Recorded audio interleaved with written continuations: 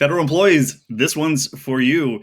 You're looking at when can you retire, and this is going to be applicable to FERS or CSRS, civilian federal employees there too. Now there are some differences there. There aren't many CSRS left anymore from what I've seen, but we've helped a few of those get retired too as well. So most of you guys are going to be FERS. So I'll specifically speak to that in this video. FERS, you have a triple threat essentially, or a three-tiered system of retirement there. You have what's going to be your pension, which involves some years of service, essentially, somewhere in the ballpark of 5 to 25 years. So after 5 years, you vest. It does not mean you can retire and claim it, especially if you're under a certain age or what they refer to as your birth year, essentially. But as long as you do 5 years, there's something there for you at some point in your life when you are of age to claim it. Now, if you start later in life and you do 5 years and then you're age 65 all of a sudden, so 60, 65, great. You have some kind of vesting there. It's not going to be huge, obviously, for just 5 years of service. But that's kind of your range, 5 to 25 years. As long as you've served somewhere in there, you have some kind of pension from the federal government there.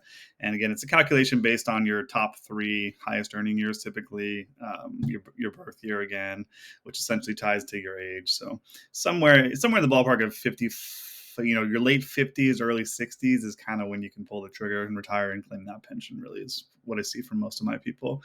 The second tier here is going to be you do pay into Social Security under the FERS program. So you'll have your normal Social Security between the age of 62 and 70 that you can claim somewhere in that ballpark.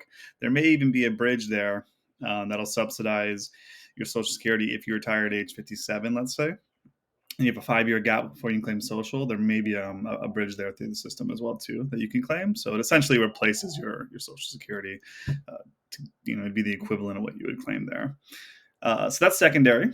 And then the third thing you have going on for you is your TSP, of course. And that's where I see the bulk of retirement saving for all my federal people too is going to be those 3 things. Sometimes if I catch them early enough in their careers, we'll start a couple accounts on the side as well, either a Roth or some kind of brokerage account too, just to diversify their money and their assets and their taxes even more. But I see a lot of money or a significant amount accrued in those TSPs as well too. I will have other videos on the TSPs as well. I know that's again a huge portion of your retirement.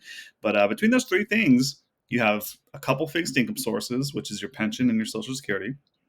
And then you're going to have that fully liquid TSP at some point too as well. And again, you can lots of options when you retire there with the TSP. It's a great accumulation tool. It's a little clunky in the back end if you're looking at income and distributions and planning and buckets within your portfolio. So typically we're going to want to roll that out to what's called an IRA, then construct your portfolio, then your distributions and whatnot too, if it's applicable. But a lot of you guys who do retire as a federal employee, the goal here is though you want to live on your fixed income portion, so your social and your pension. The rest is just gravy. The rest is fun money. Let it grow, enjoy the market, enjoy the returns, take some out occasionally, go spend it, enjoy it, or leave it for things you care about too. So in summary, when can you retire as a federal employee? Typically, it's going to be between the ages of 55 and upward. By 70, you pretty much have to claim certain things, so your social and your pension. So somewhere between the age 55 and 70 is where I have most of my people on the federal side start to get to retirement, really. And again, the choices here is somewhere in between those ballparks. I think the most common ages or denominator, I guess if I had to give you a norm, would be between 57 and 62 is where I see most of them go. Thanks so much for watching, guys. Hope you enjoy.